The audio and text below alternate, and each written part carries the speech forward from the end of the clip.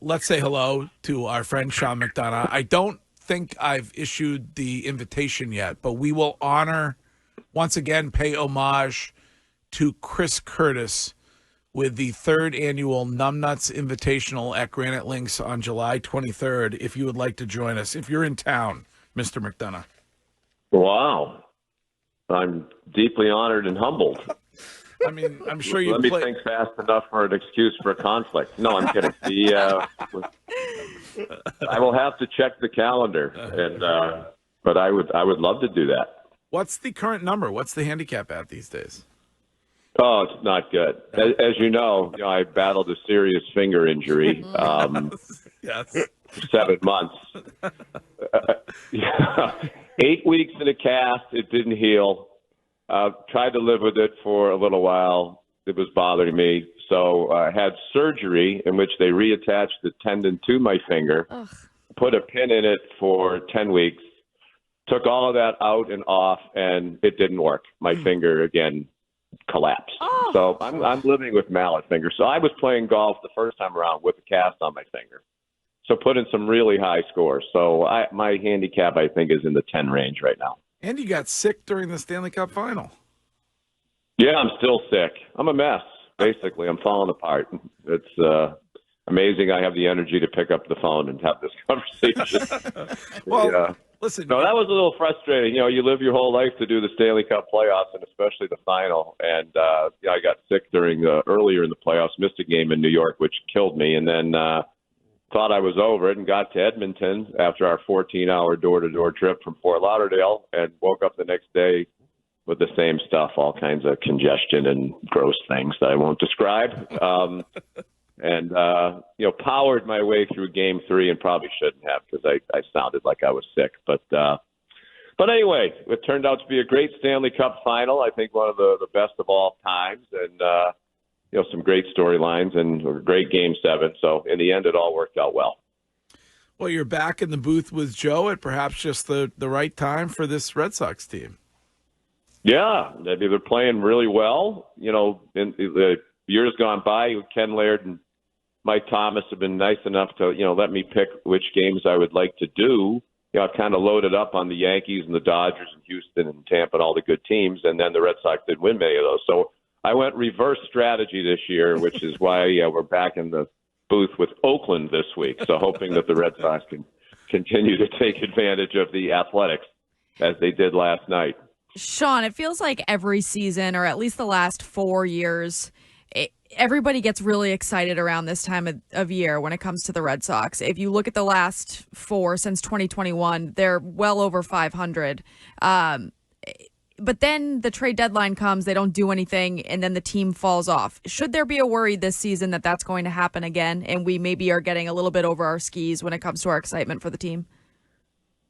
Yes, I think I think this team is better equipped not to drop off, but I certainly think it would help if they bolstered the roster here at the trade deadline.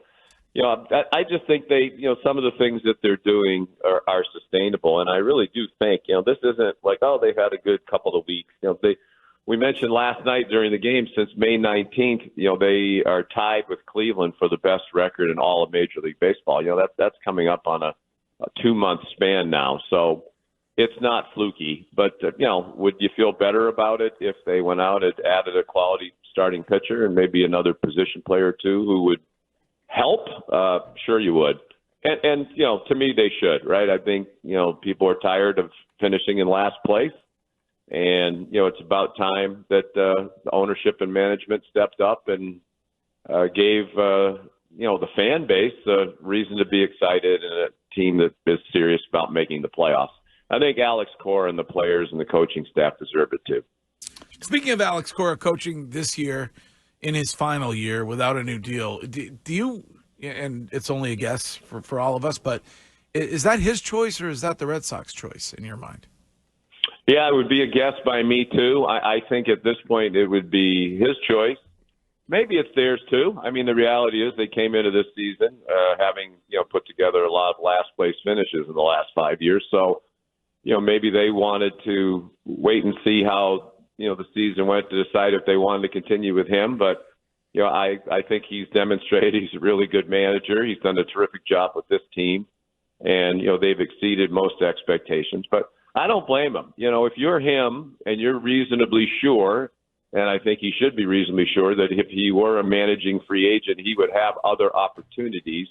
Why would you want to stay here if you think that ownership and management isn't all that serious about putting a competitive team out there?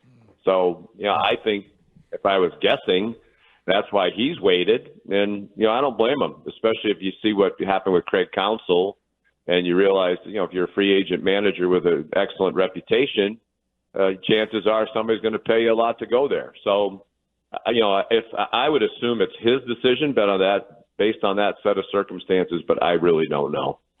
Sean, the undecided, before I get to my question, I will say greatest broadcaster of a generation really can't be sealed until you get an invite to the Numbnuts Invitational. So I hope you're able to make it. Well, that's what it takes to push me over the line for that honor. Then just count me in. I'll move whatever I have on the calendar off to.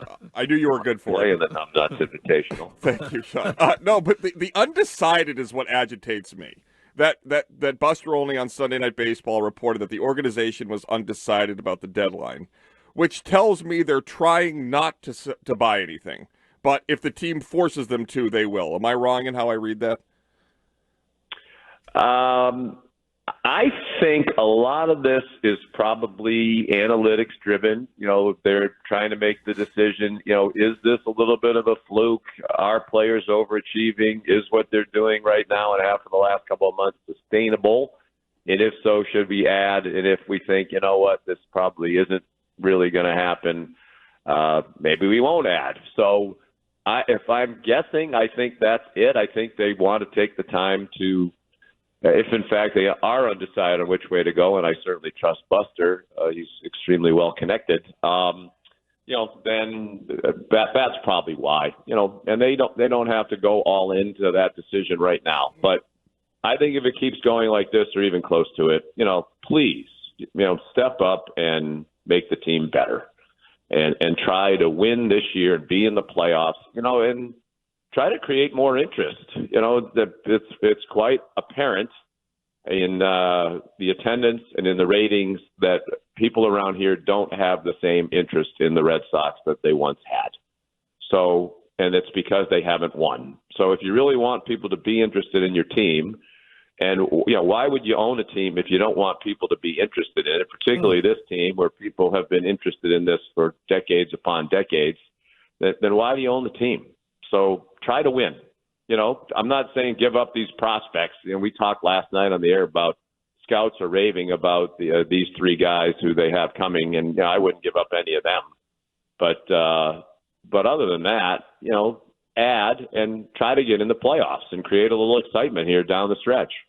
Sean, when you look at the way baseball's going and financially, we're talking for some of the players other than Shohei, some of the salaries are starting to get, a little bit shorter. The long-term deals are being taken off the table. But when you talk about the managers, you brought up Craig Counsell.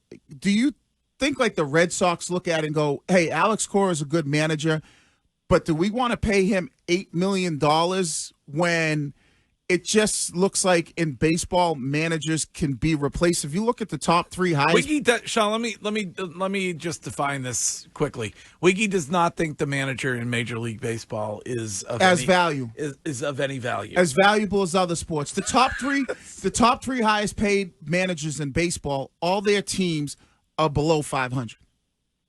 So do you think the Red Sox go in that? I think that's been a perception for a long time. There's only so much the manager can do within the game, right, to influence the outcome of the game.